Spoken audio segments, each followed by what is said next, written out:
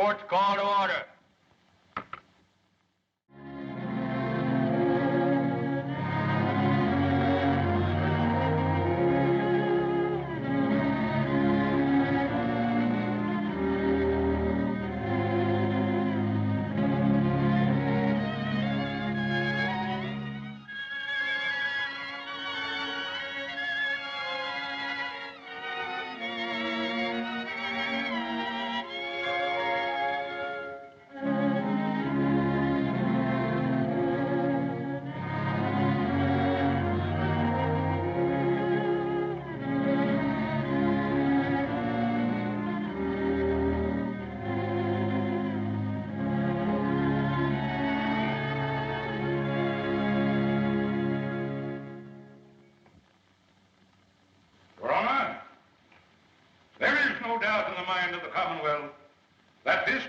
Is a confirmed chicken thief.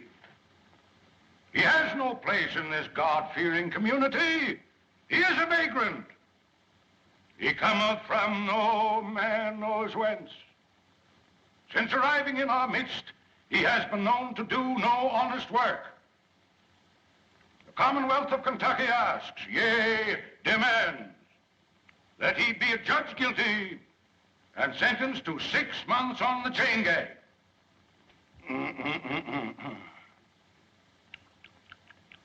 Hey, boy, wake up there. Sheriff, wake him up there. If anybody's gonna sleep in this court, it'll be me. Hey, wake up. Come here, boy. There. Come on over here, right there. What's your name? Poindexter. Poindexter? Yeah. Who gave you that? Mr. Riley. Ranny? You mean Major Randolph Poindexter from down at Pine Bluff? Yeah, Pine Bluff. Oh. Well, looks like you Poindexters is always getting mixed up with some chicken somehow. Hey, Sergeant, it seems like I recollect you and Major Ranny having some connection with the flesh of the fowl at one time. Don't good if we didn't. You know, Major Ranny was the fire-eatingest soldier that ever chased a yank up a tree. You know, Billy, you and me put near starved that day when we went foraging for a snack after the battle at Chickamauga. Chickamauga?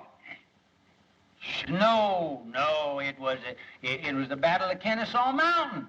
There's no such a thing as a Chickamauga. Oh, you're both wrong. I'm not wrong. It was the summer of '63, and we were just outside of Nashville. No, Billy's right. I remember. For wasn't I there with you?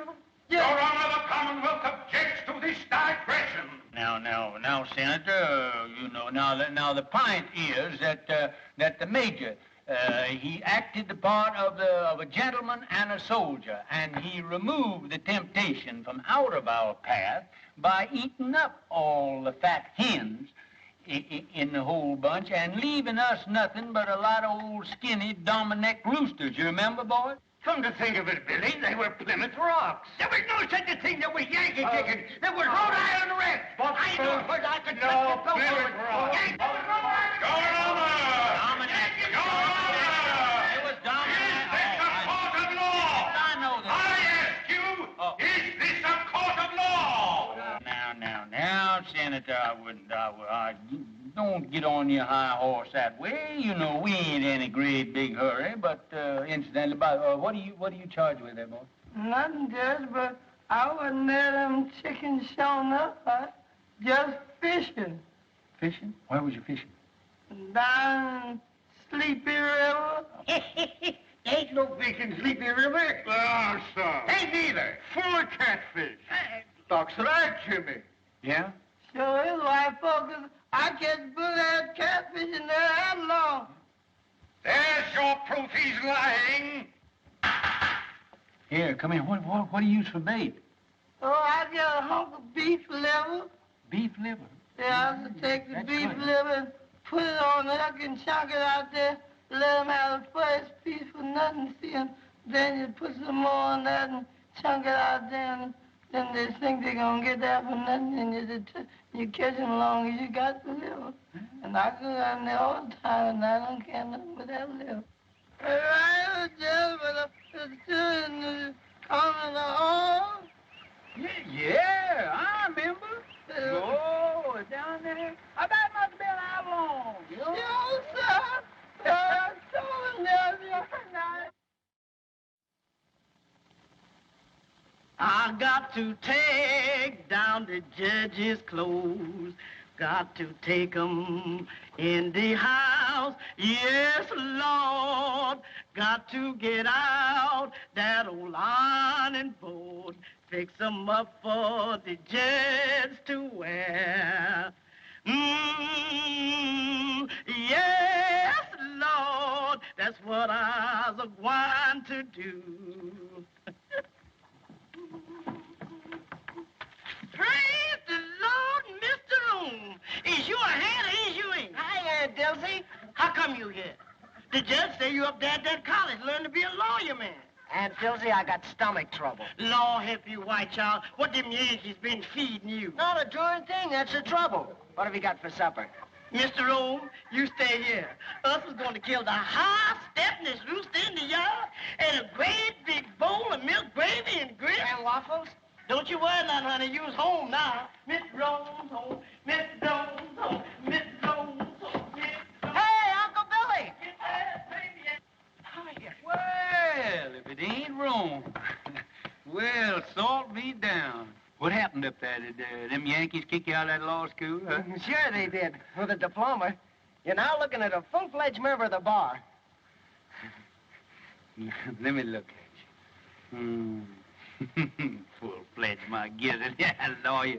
You know, you better get your britches half sold, because you're going to sit around a long time before you get your first client. Well, I don't mind, Uncle Billy.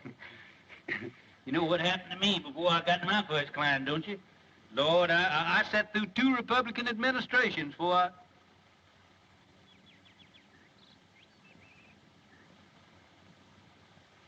Who are you playing? Oh, I'm just doing a little practicing here for the championship. I got Jeff here. He's doing the retrieving for me. Me and Herman Felsberg is going to play against Jimmy Bagby and Doc Lake. 2 of them balls down there, will you, Jeff? 2 again. Mm-hmm. Remember the last time? I'm going to show you what had happened to Jimmy Bagby now. If he's, just want to show you how far I can... Ooh, look at... Look at them Yankee shoes you got on there, Jeff. Look at that. Yes, I never seen shoes with buttons on them before. I seen pants, but... Oh, say, that's fine. Oh, just take your button shoes with you and just step that off and see just how far it is. All right, I think that's about a record. 1, 2, 3, 4.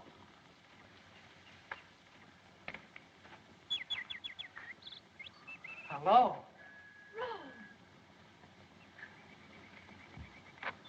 Glad to see me? Why, I thought you were still up north. I got in this morning. How'd you know I was back here? Well, I didn't, but Uncle... My, you look pretty with those things. Isn't this a lovely spray? Mm-hmm. Now, young lady, I want to ask you a question. Please let me down, Rome. Miss Gillespie, will you please tell this court why you didn't answer my letters? I've got to go in. Really, I have. Now, tell the truth, the whole truth, and nothing but the truth, so help you. You know why. All I know is that you've changed since I went away. Well, that isn't it, Rome. It's just that we've grown up. You mean you don't like me anymore? Oh, Rome. Well, if my mother or anybody has said anything... Oh, Ellie, me, I mean... Well, I'm old enough to choose my own friends. Please let me go.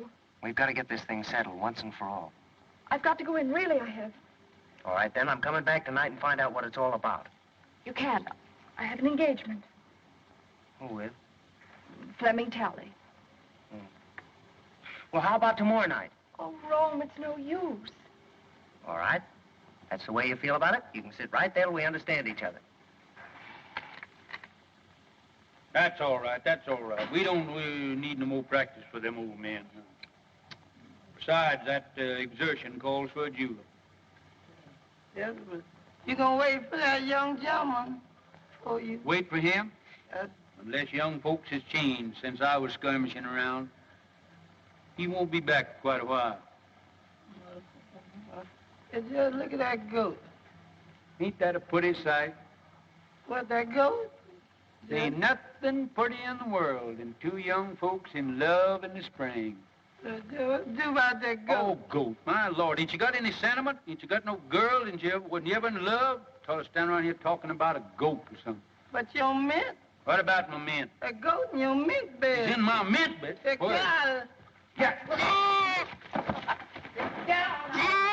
Acting like you starved. I bet you hungry, too. Don't look.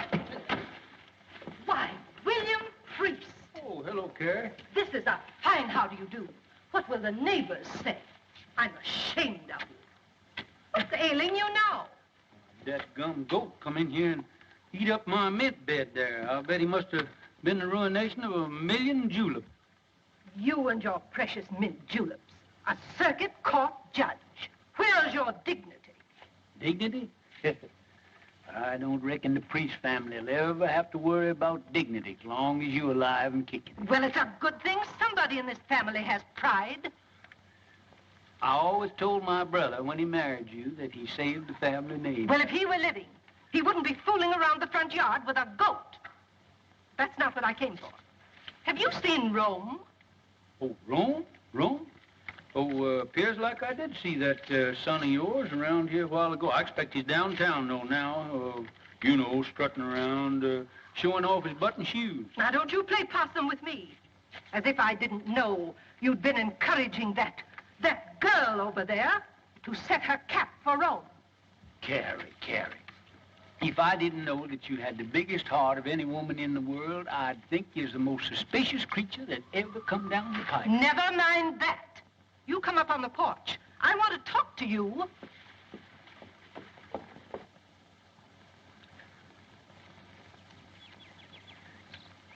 If I'd have known that's the way you felt about it, I wouldn't have hurried home so fast. I'm sorry, Rome, but after all, you have your career, your family, and everything in the world that matters to you right here. I don't think you care what matters to me. That's not fair, Rome. After all, I'm only telling you for your own good.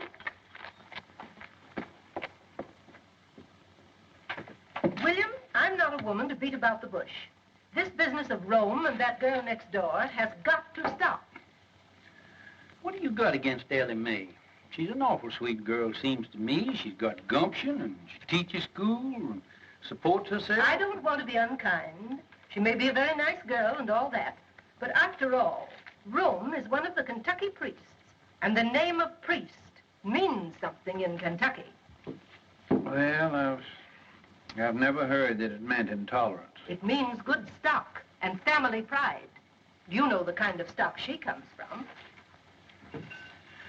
Yeah, her ma come to this town penniless and died, giving birth to Ellie Mae.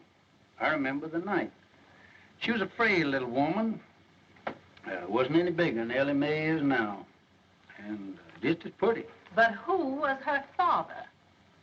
Well, nobody don't rightfully know. Well, family may not mean anything to you, but it means a whole lot to me.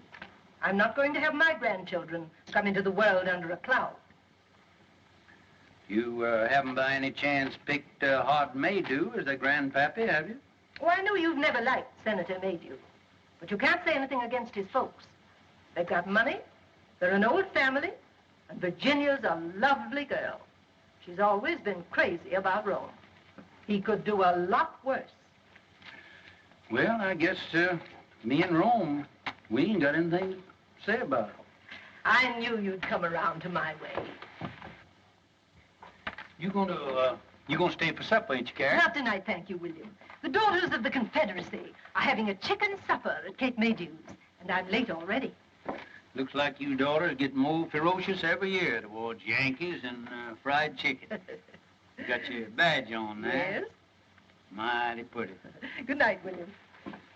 Sometimes I I think you women got more badges and medals out of the soldiers did. Good night, Carrie.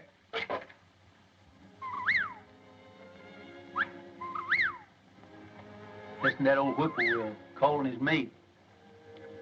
Him and his kin has been nesting around here for nigh on 30 years.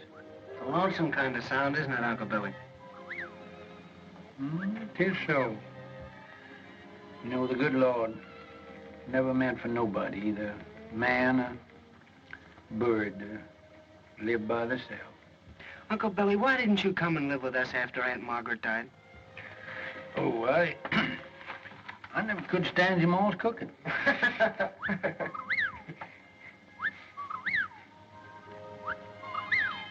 Awful fine swing over there on that other porch.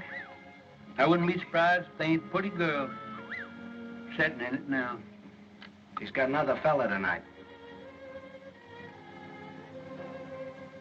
Ellie Mae sure is pretty. Fella gets her will certainly have to do some prancing. He can't sit around and look glum all the time. There he is now. Who? That Flem Tally. The barber? Yeah. Gives awful poor shave. Whoa. Whoa, Bert.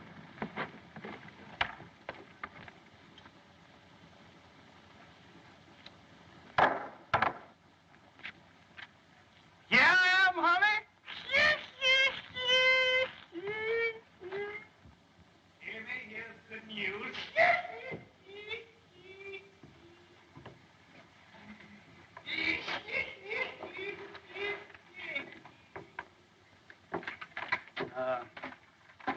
Son, there ain't nothing will get your mind off women folks like work. Will you run back in my library there and get my old Kentucky Code of Statutes? It's an old calfskin book up on the top shelf there. That gets me, that brain there. Long years, I'm just gonna see if I can't stop him. Gabby Rives and Joe Herringer, you know, the boys that work for me down at my barber shop. Well, they comes to me tonight and wants me to go over to Old Town. Some high-flying gals over there. But I tells them no. I can have all the fun I want right here at home. Now, guess who I was talking about? Couldn't I make you some lemonade? Lemonade? Sure, honey. And I got something to sweeten it with. Right out of the mountains and kicking like a mule.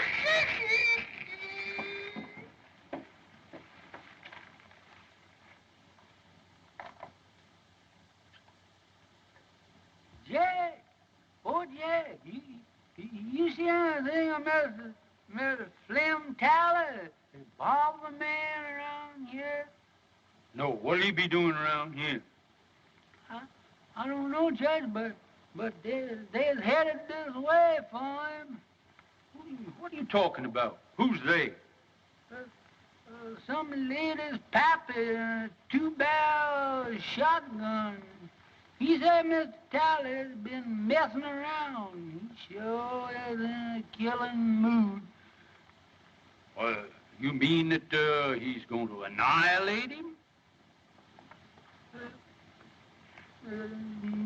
No, sir. He just gonna shoot him. That's all. Well, there ain't a thing that I can do about it. My job don't stop until they've got him all laid out in the morgue, full of buckshot, cold and dead, and ready for burial. Then I steps in.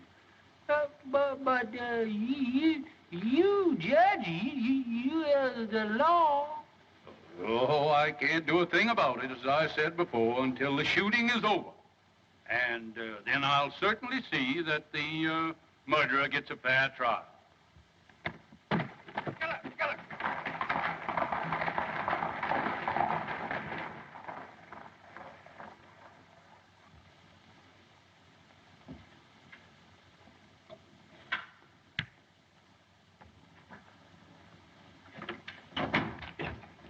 Uncle Billy, I couldn't find that book anywhere. What book? That Kentucky law book. Oh. Maybe I didn't have one. Ellie Mae's waiting for you over there. What? How do you know? Are you sure? Now, don't be standing here like a jaybird gawking when I tell you she's waiting. Go on out of here and go.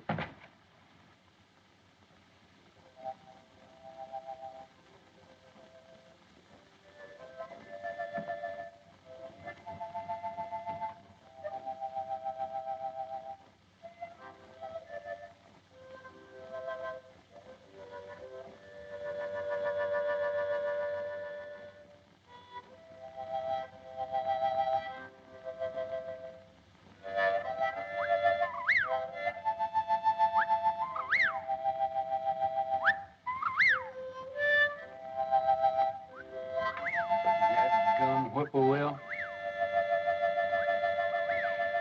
Mighty poor company on a night like this. Good night, Dad.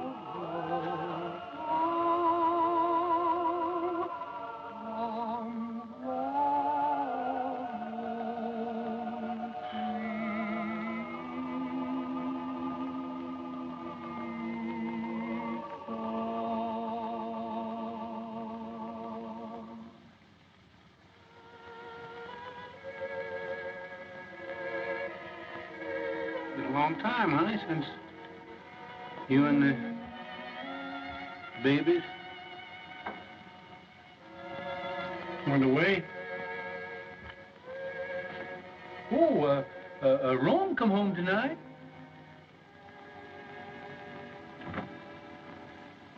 Little Robert E. would have been, he'd have been just the same age as Rome is now.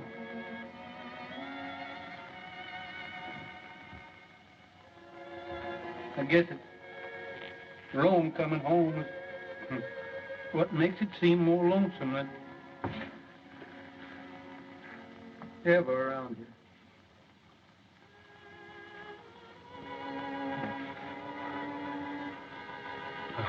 Honey, you know that fella that he enlarged that tin type, he sure did a pretty job. I wish you could see it, honey.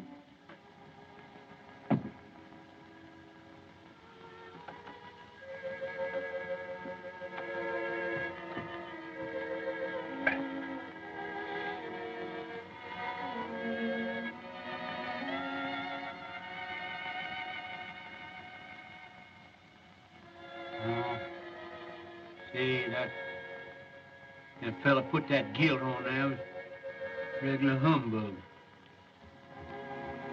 Got to get that fixed.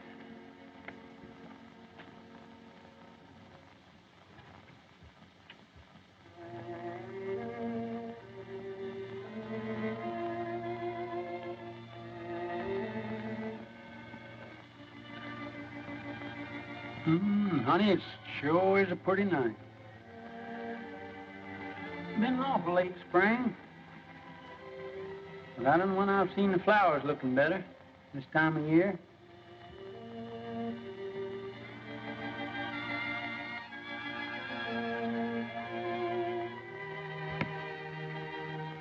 People are funny things. got the eye set on something. Rome, he's got his eye set on Ellie Mae, and Carrie, she's got hers set on old Hard Maydew's daughter, Rome. Old Hard, he's got his eye set on my job. Some of them's gonna be disappointed. Them honeysuckles sure do smell sweet. Seems like I just can't get my nose full enough of them.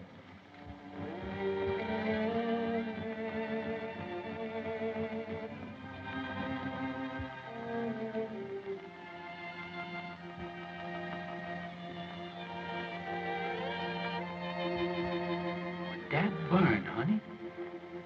There's Bob Gillis over that grave.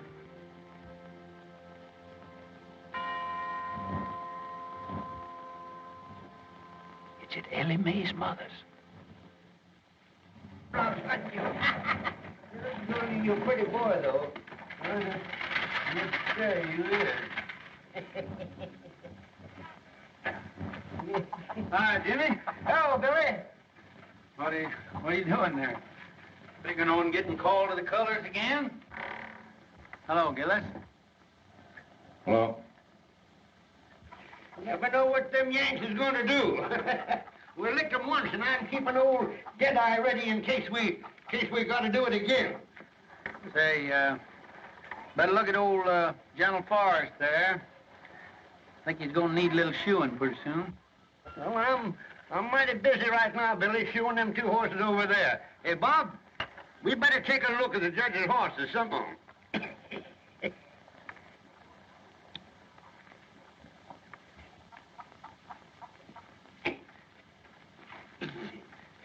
Now, Snifter, good corn. You can smell the feet of the boy that plowed it.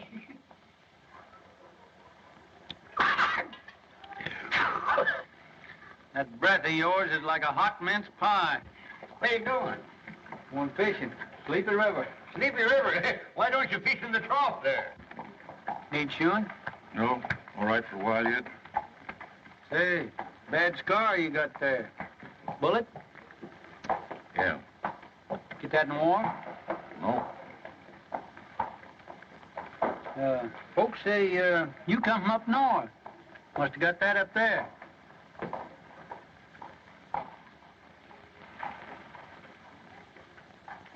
We'll talk to Jeff first, find out anything. Hey, wake up here.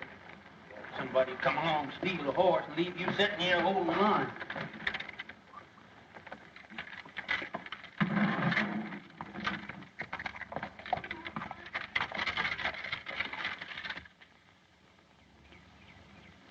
All right, come on with that beef liver now.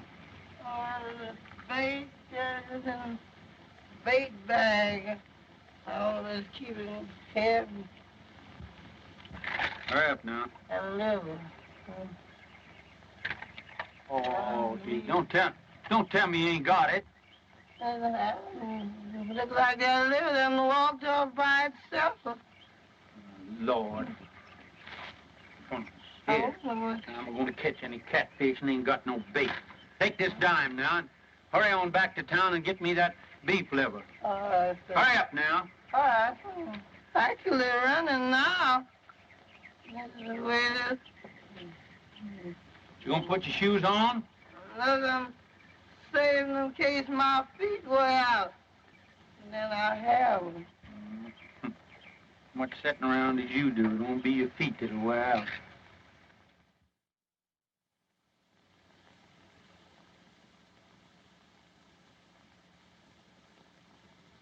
Master Jesus wrote me a note. He wrote it on the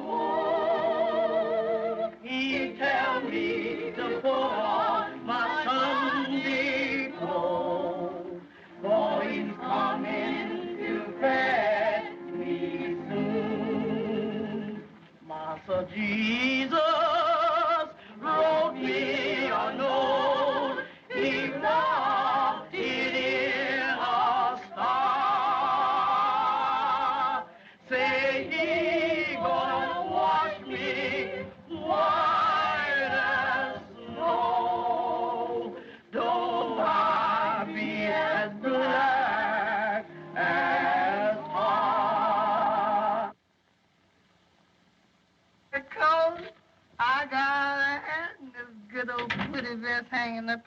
doing nothing.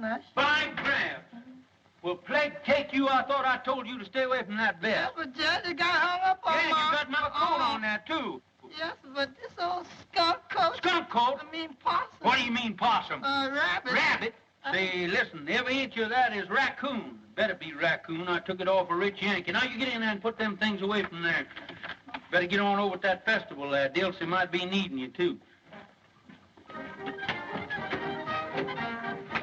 How are you, Judge?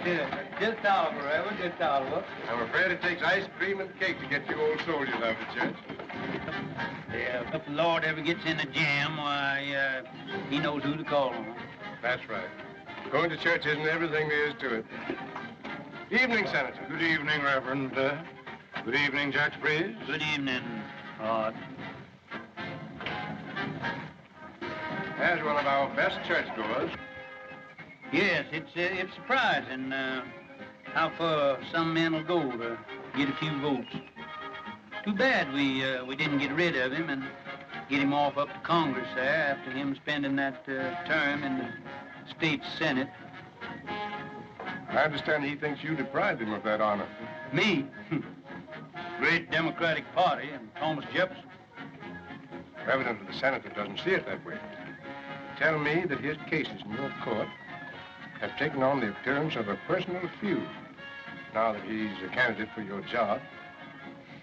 Oh, I wouldn't say that, Ashby. But I am going to have to get out and do some mighty tall electioneering, you know. Hart he's a spellbinder in a silver tongue from way back. I'm just an old country Jake who kind of a baby kisser. I ain't got much to offer the boys in the way of rhetoric. I understand he doesn't approve of your grammar. My grammar. First thing I learned in politics was when to say ain't.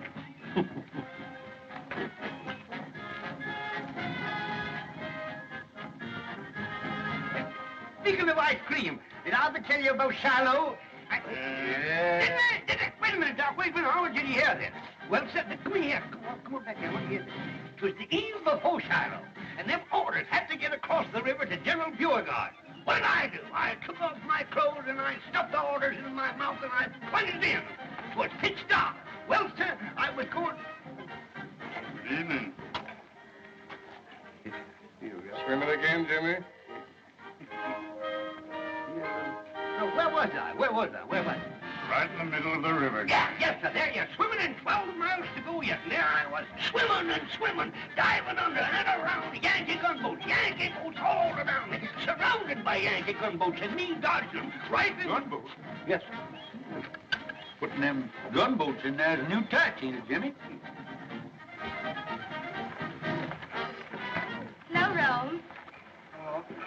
Now, don't you young people think you have to entertain us old folks? That's right. Run along now. They're getting ready for the candy pull. Perhaps Rome has other plans. Oh, no, he hasn't.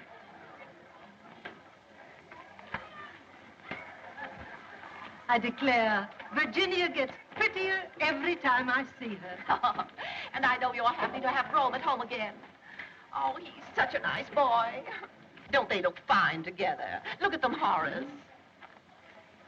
Ah, yes. Youth, beauty. I remember when I first crossed the threshold of my young manhood and listened to the sweet murmurings of my heart.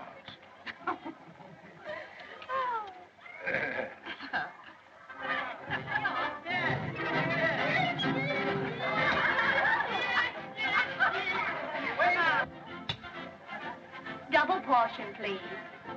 You have a full portion there. Oh, but we can pay for it. Can't we, Rome?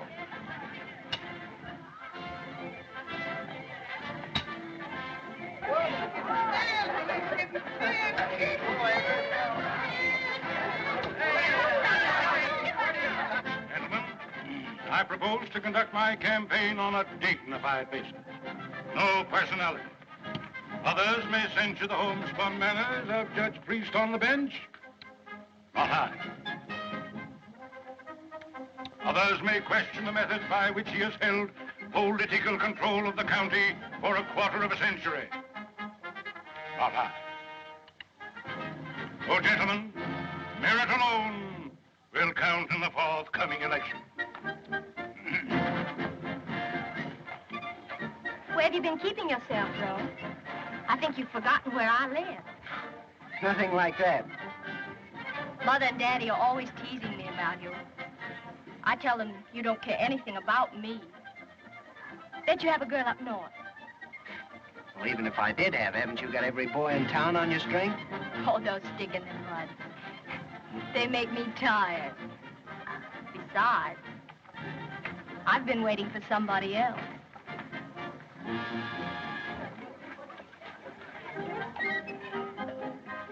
Attention. Say, what's the prettiest gal at the festival here, moping around back here by herself, huh? You want some taffy, Judge?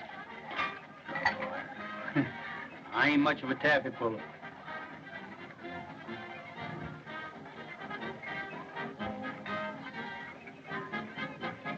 On second thoughts, you can give me a wad of that, too.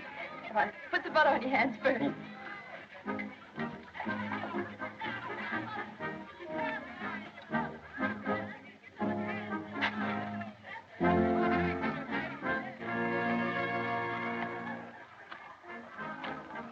Oh. Oh, Uncle Billy.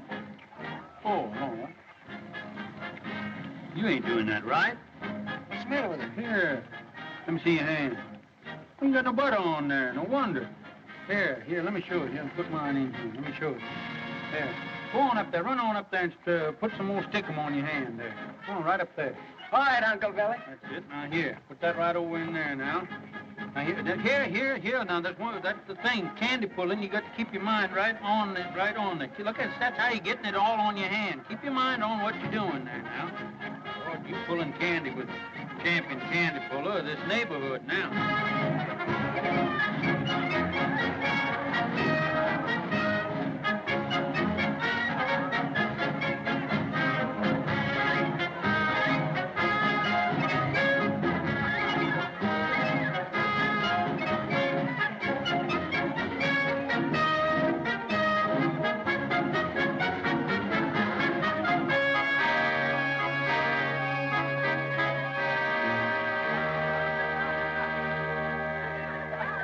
I think this is your fault. The sun shines bright in my old Kentucky home.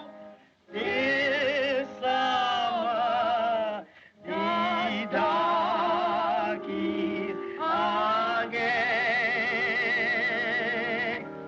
The corn tops rise and the meadows in the blue, while the birds make music all the day.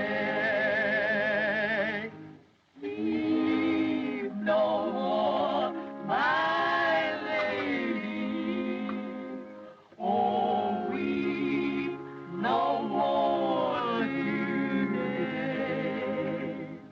We will sing one song of my old Kentucky home. Of my old Kentucky home.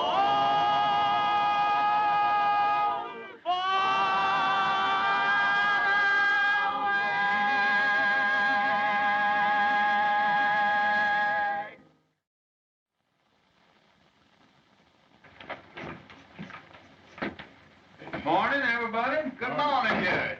You next. Hey, Flem, you got the only lively spot in town. Here, Gabby, what's the latest news in the paper this morning? Hello, Lige. Howdy, Judge. Hey, you ain't been in lately, have you? Good morning, Mr. Morning.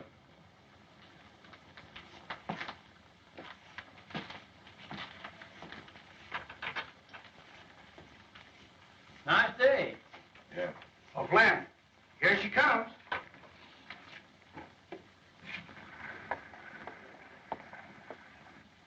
And does she like her Flemmy? Hey, Flem, when you two getting hitched? Don't know it. I heard nobody talking about marriage. You ain't scared of no shotgun wedding, are you? Not as long as she ain't got no paw.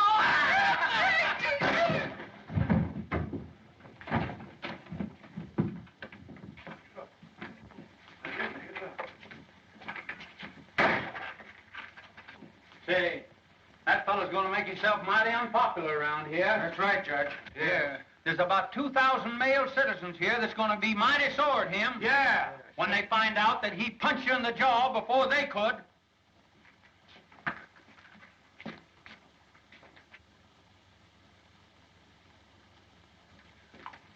Yes, he's going to be awful unpopular around here.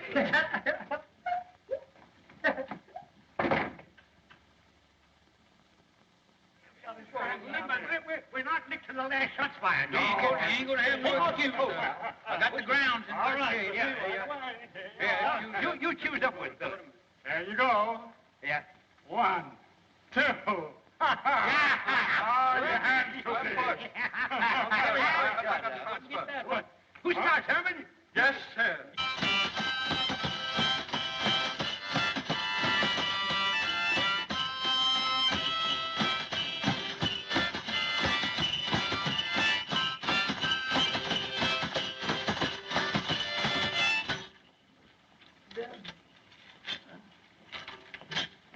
My wife and I live all alone in a country called our home. Don't put enough in that, this is just like most death. Yeah, enough. You got a spare one of them. This is it.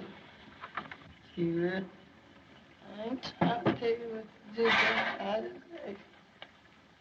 Always think somebody trying to... Hey! Cut them monkey shines. How you expect a judge to win that croquet game with no solace in his stomach?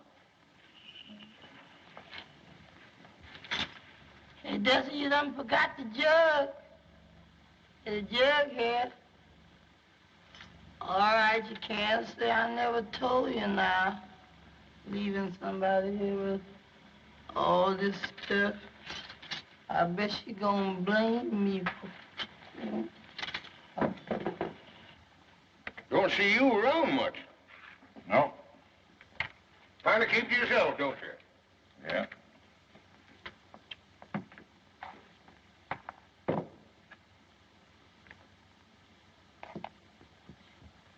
Joe, get some more beer while I knocks with that 14 ball down there in the corner. I'll pay for it. Hey, Phil, Gillis is out there. Yeah? Yes. Come on, let's get it. No, hold your horses now. He'll be heading through you in a minute, going home. Fellas with me? Sure. Sure with you.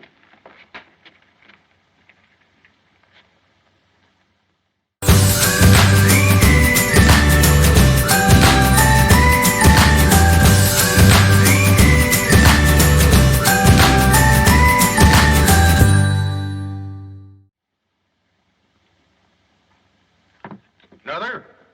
Nope.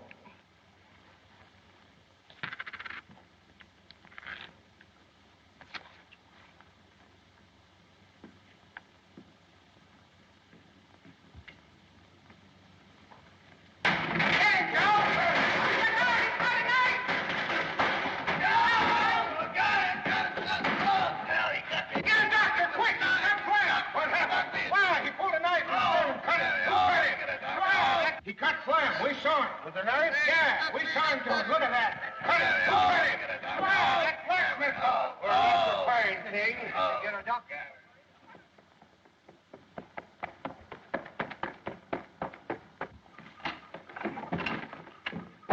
Hey, Uncle Billy! Uncle Billy! Uncle Billy, I got this report. You dead on me. Oh, no. You ain't dead on me. When you get out of here. You already out of the game. Get out of here. Oh, no. Oh, no. on. Yeah, get away. Uncle Billy. Ah, he missed it. He missed it. Just a minute. Rome, please, will you? Wait, this is an important game here now. Keep still. We're dancing. Let me talk to you. Golly, I don't see how the South ever lost the war with a guy that could argue like you did. Uncle Billy. What is the matter? You've already made me lose the game. Uncle Billy, I got a client. Oh, well, who is it? What's the matter with him? Gillis, you know, Mr. Bagby's man. Huh? What's that, Bob? What's he doing? He cut up Flem Tally. Yeah? Uh-huh, and right after he gave himself up, he sent for me. Well, I'll be kicked by a mule. Did he cut him bad? Well, I can't tell yet. Gee, Uncle Billy, he sent for me. It'll be the biggest case in your whole court session, and I'll be defending him. Well, I wouldn't gloat too soon now. Oh, don't you worry.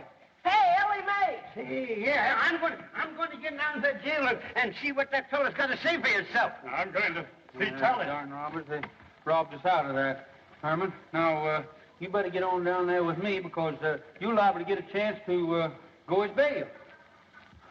Ellie Mae! Ellie Mae, I got a client. Oh, Rome, I knew you would. Come on over. I want you to talk to Uncle Billy and tell you all about it. That sort of novelty, Herman. The barber getting cut up. Whoever cut him up couldn't have cut him much if they used the barber's razor. Where's Rome? I won't have it, that's all. He's getting mixed up with that kind of people. Oh, what's he done now? Well, he's done enough. Mother, what's the matter? Something wrong? If you're in the habit of discussing your affairs before strangers, I'm not. Well, Ellie Mae's not a stranger. Excuse me, Rome, I'll go. No, wait. All right. I have nothing to hide. Carrie, what's the matter? Have you been out in the sun too much? You shut up, William Priest. I hold you responsible for everything that's happened. Are you going to defend that man? Mr. Gillis? You bet I am. Oh, no, you're not. Mother, what do you mean I'm not? I suppose you know what's behind this drunken brawl? No? Well, then I'll tell you. They were fighting over that girl in a saloon. Mother, that's not so. Carrie, you can accumulate more misinformation in a shorter time than anybody who told you all this rigmarole. Virginia made you. Who? Virginia made you. Oh. She got it straight from her father. And brought it straight to you. She wanted to warn Rome. I know you've never liked me, Mrs. Priest. I know you've tried to stop Rome from going with me. And I know you think I'm not good enough for him. But let me tell you something. If Rome were half as mean as you are, he wouldn't be good enough for me. Well, of all things. Carrie? Looks like you run second. Oh, no, I don't.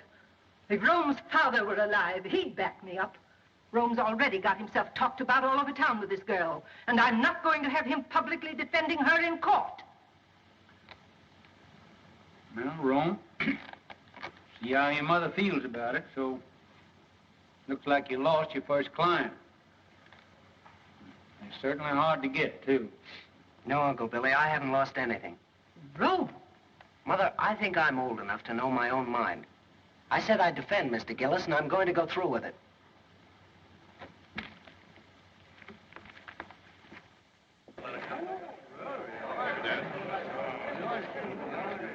Right this way, Reverend.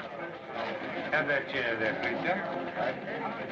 Hi, Harry. Hi, Luke. How are you? Well, all right. Now,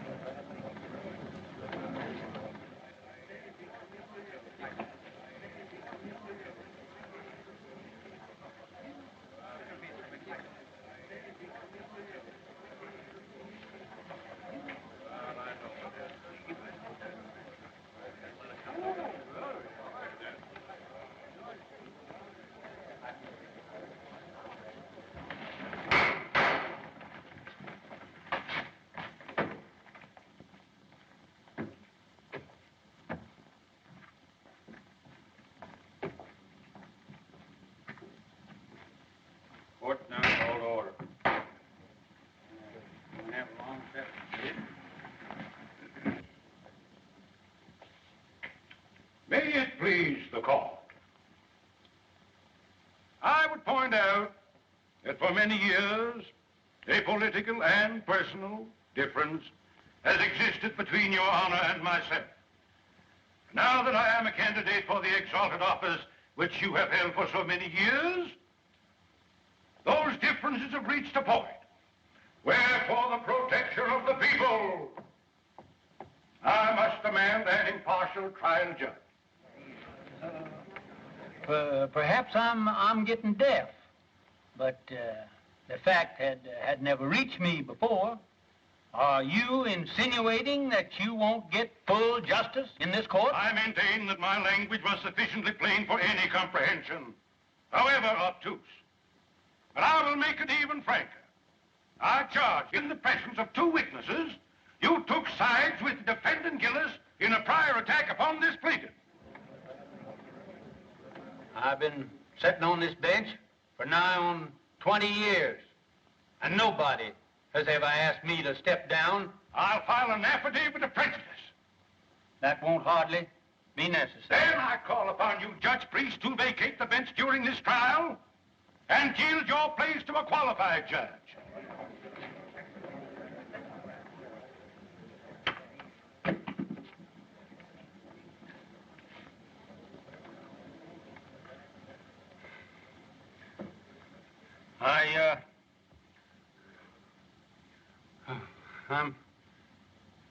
I'm not denying, Senator, that you kind of took my breath away. I guess I had just sort of got the habit that I was took for granted here on this bench. Gosh, I was pretty near raised in this courtroom. When I quit fighting, 65,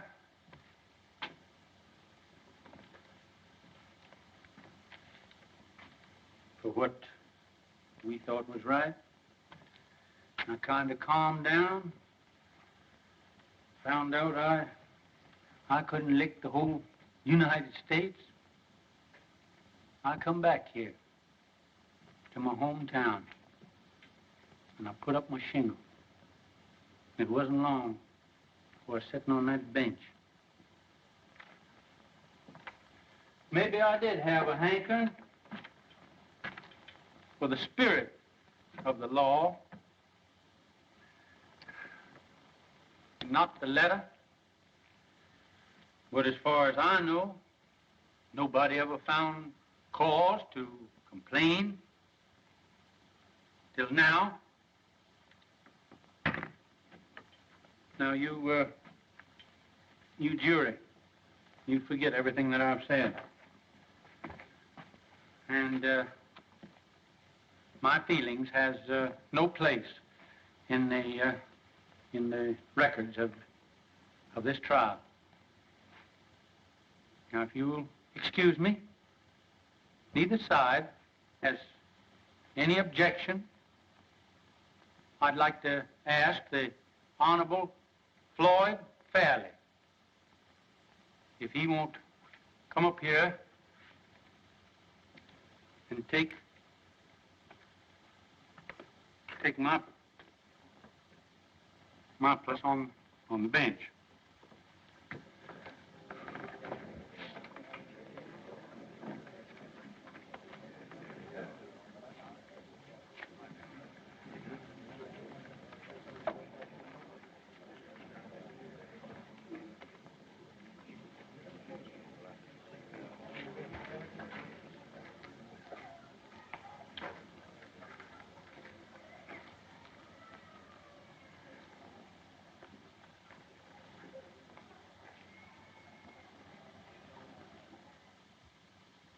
Well, what happened then?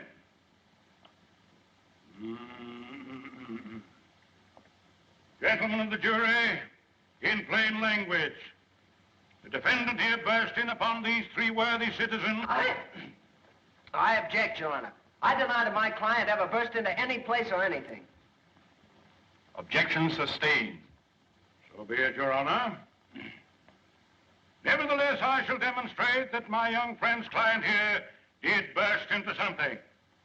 That armed with a lethal weapon, to wit, a dirk, dagger, or knife of deadly length and deadly sharpness, he burst into Mr. Talley's quivering flesh.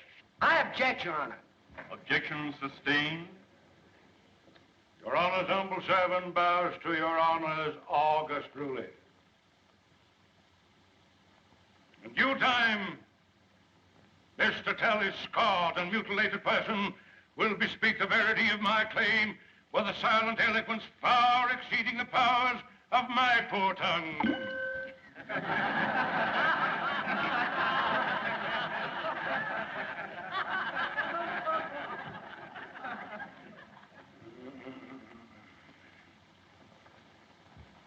We was playing bottle pool when he come in and attacked at me. Didn't you attack him with a billiard cue? Not until after he come at me with a knife. Well, it's just like Clem says.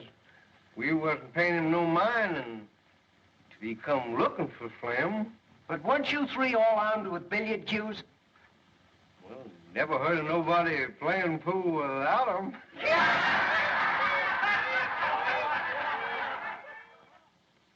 It's just like Flamin' Joe says. He come in looking for trouble. You don't like the defendant, do you? Who does?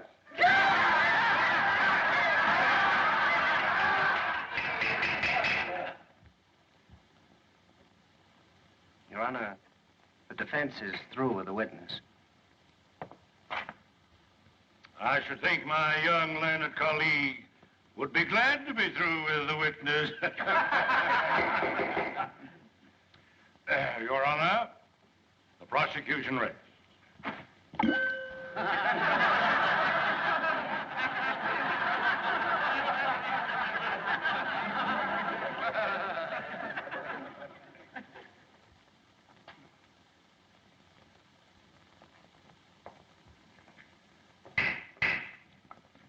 Before the defense proceeds, this court recesses for half an hour.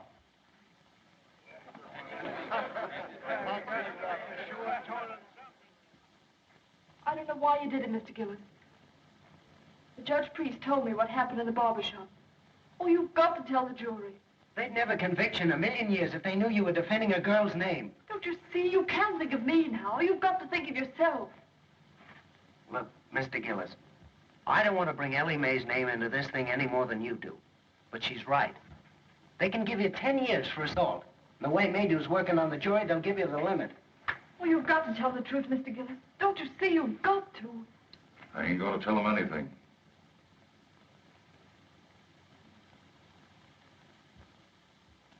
Yes, sir. Tally lied all the way through. And Herringer and Gab Rides, they lied too. It was 3 against 1 in Billy Gaynor's back room, and it's 3 against 1 in this here courtroom.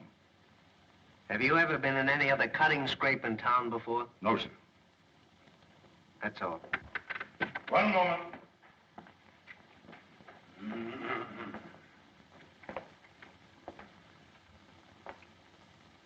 Where do you come from, Mr. Gillis? I ain't a saying. You aren't exactly what we Southerners would call a sociable person, are you? I mind my own business. Precise. Except when you go looking for trouble. I don't go looking for trouble. But I ain't the one to run away from it. How long have you had a grievance against Mr. Talley? We had a run-in a few days before he jumped me. Oh, a run-in, eh? And what was this run-in about? Well, come on, tell the jury. What did you hate him for? I ain't a saying. Then you didn't have any reason for knifing. I didn't say that. Well, make up your mind. Why did you hate him? I ain't a saying. Your Honor. Anything further? That's all, Your Honor. The defense rests.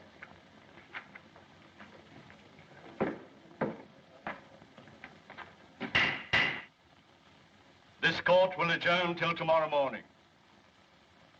It is our hope that the summations will be brief, so that we may all attend the reunion ceremonies, which begin at noon.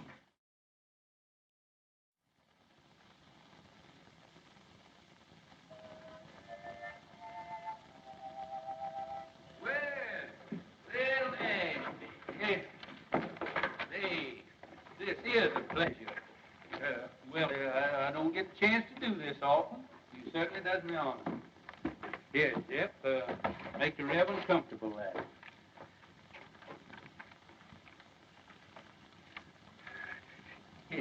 It looks like you kind of caught me red-handed there. Could I, kind of inveigle? Been a long, tiresome day, and it's mostly mint. No, thank you, William. I appreciate your sympathy. You know, I kind of thought that you'd be working on your Memorial Day address for tomorrow. Now, that'll take care of itself. What I'm worried about is this poor devil of a Gillis. You know Gillis? My trade takes me into queer quarters sometimes. Well, I feel just as sorry for that fella Gillis as you do, but I'm plumb out of it. Hart got the best of me. He sure did. The case is closed. It's all settled. I don't think Hart will, he'll be fool enough to reopen the case for nobody or nothing.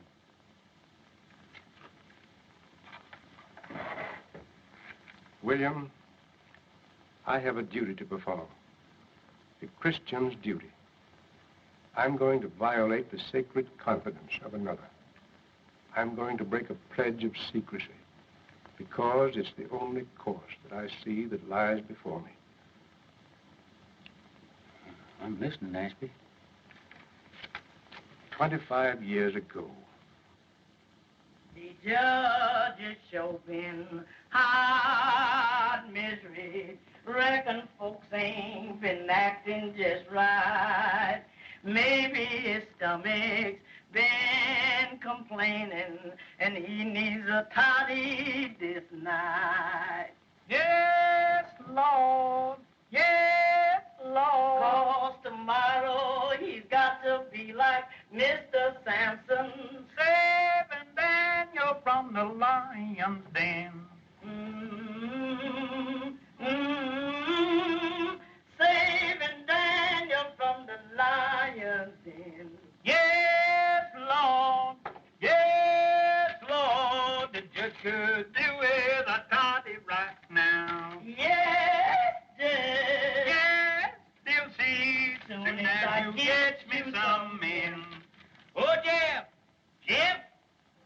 Come on, hurry up here. Come on here when I holler at you. Where you been? I was... Hey, listen, you want to earn that old coonskin coat of mine? I can have that coon coat, Judge. Thank you. Yeah, wait a minute. Come back here. You can if you do everything I tell you to. Do you know a gentleman by the name of Mr. Hart Maydew? Yes, that mean man, that coat house. Yeah. Well, now you see that he gets that, but don't you let him know how he got there. That's see? all I got to do. Yeah. Thank Say, you. wait a minute. Can you play Dixie on that thing there? With that coon coat, yes, I played Dixie with marching through Georgia. Way ahead. Marching through Georgia. Yeah. I got you out of one lynching. Yes, but for that coon coat, I know that I was going to Get you playing Marching Through Georgia, I'll join the lynchers.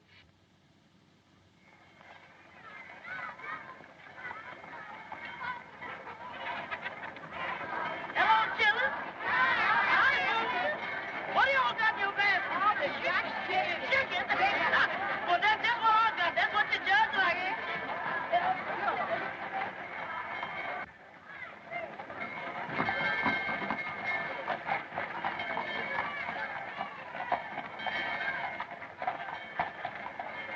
Hey, the jury's coming in. What? Hey, Lem, come on, the jury's coming in. I'm telling you, Sheriff, we've lost the bass drum. How could you lose a bass drum? Someone stole it. We need it for the parade.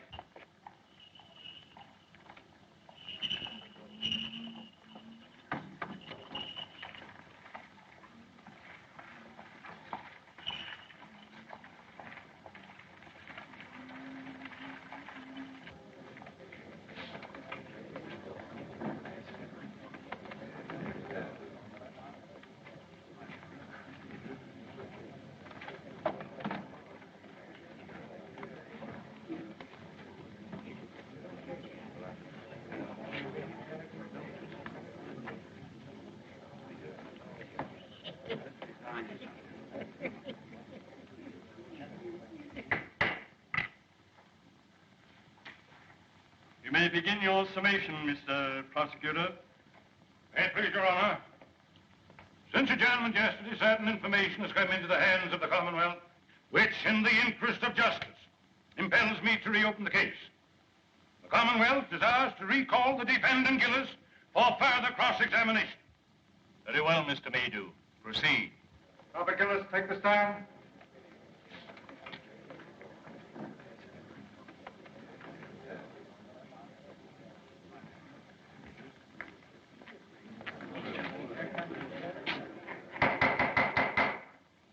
Your Honor, as I recollect our procedure, for the time being, I'm an ordinary member of the bar. In good standing? Not ordinary, sir, but absolutely in good standing. Thank you, sir. Thank you kindly. Then I have the honor of announcing myself as Associate Counsel for the defense. Seeing as the case has been reopened,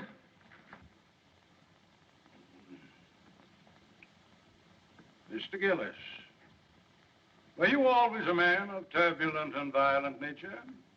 I always left them alone as left me alone. Is that so? What was the name of the man you once upon a time murdered?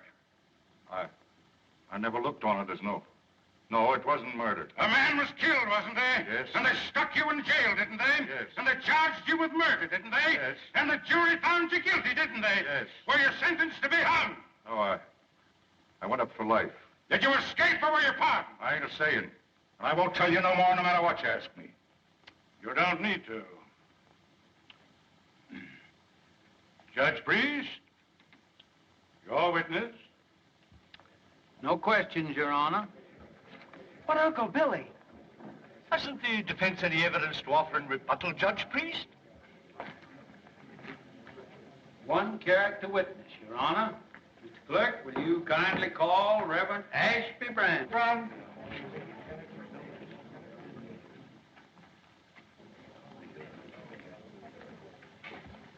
You solemnly swear to tell the truth, the whole truth, and nothing but the truth in the case now pending in this court? I do.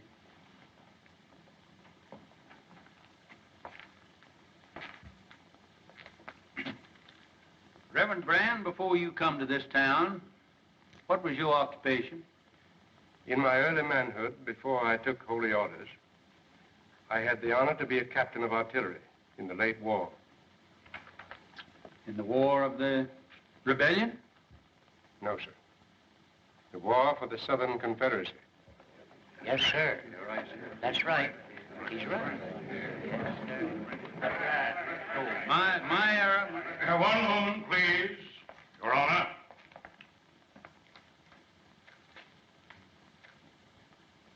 I yield to no man in love and everlasting devotion to that sacred lost cause for which my people fought and bled.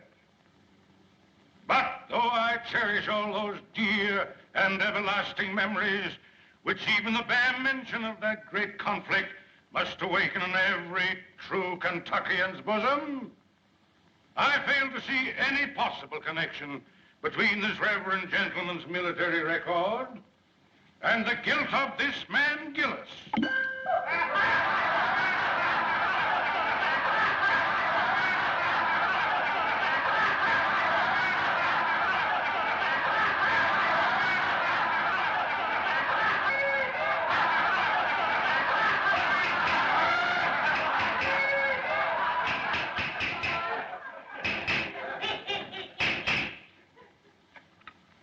I think the court will commit no grave legal error by allowing a minister of the gospel to tell his story in his own way.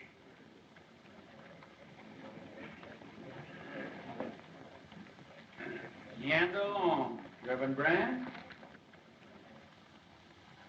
As many of you know, I am a Virginian. On the day my state seceded from the Union, I enlisted. I was a private in Penn's Virginia Battery. By the latter end of the third year, I was in command of that battery. All the officers ranking me had been killed or disabled. We lost heavily at Chancellorsville. And at Fredericksburg, we were almost wiped out. We kept our field pieces. We kept our pieces until the end. But we had not sufficient men to man those guns, nor anywhere to turn for more men. There were no more men left to come in. The Confederacy in '64 was robbing both the cradle and the grave for cannon fodder. Well, sir, I got temporary leave and went to Richmond to see our war governor. I said to him, "Sir, I've come to you to ask for men to serve my guns."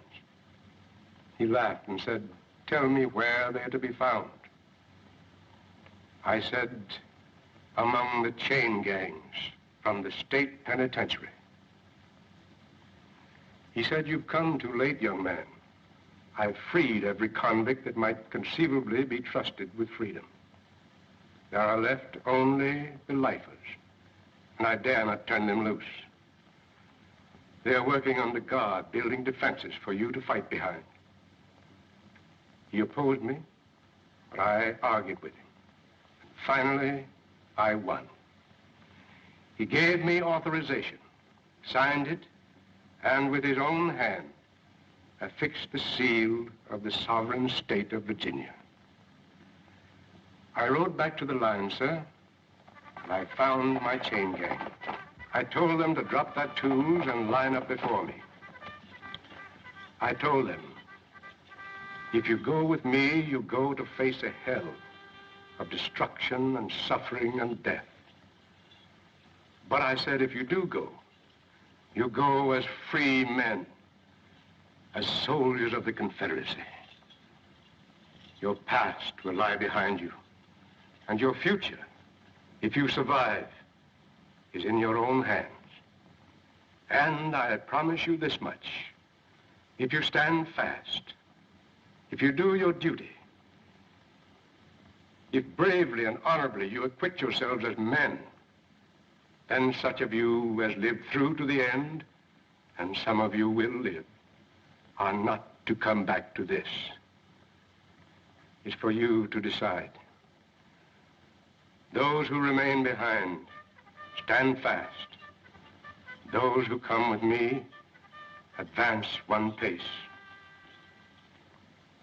Gentlemen of the jury, I tell you, they came at me like a wave from the sea, every one of them.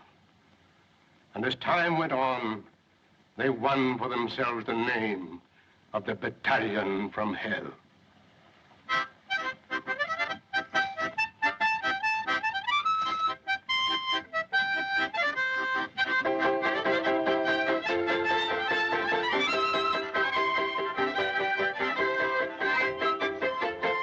Those men, those felons, with the scars of their shekels still on their legs, they fought for the South like men, none better.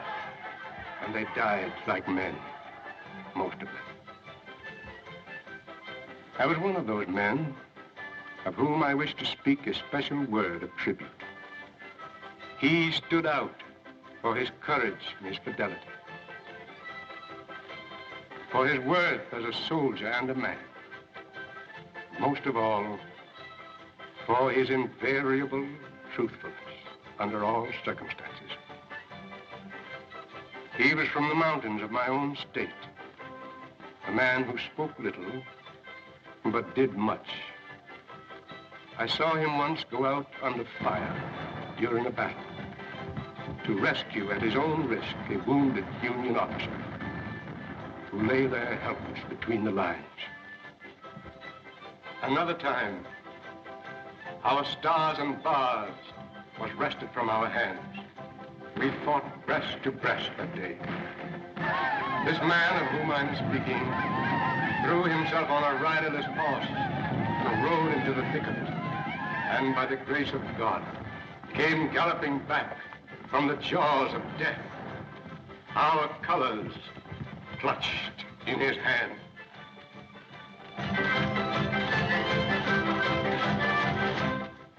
And another day, when every man who served his gun, excepting him, was down. I saw him when the Union infantry charged, sitting astraddle his useless gun, and with a rammer for his only weapon, waiting for the enemy to come within reach. The countercharge from our infantry saved him.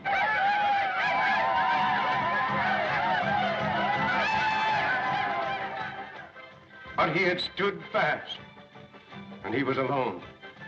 After the surrender, I kept his secret, and kept it to this very hour. Though I've seen him daily at his work, watching over his daughter, providing for her education through me, all unknown to LMA.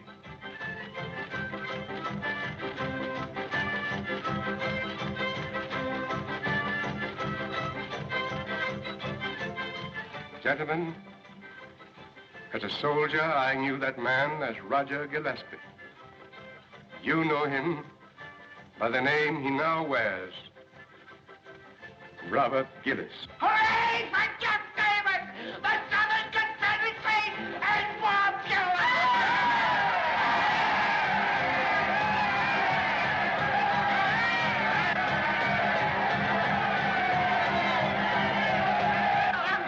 Get out of the way! Can't you see that poor, helpless child needs a mother?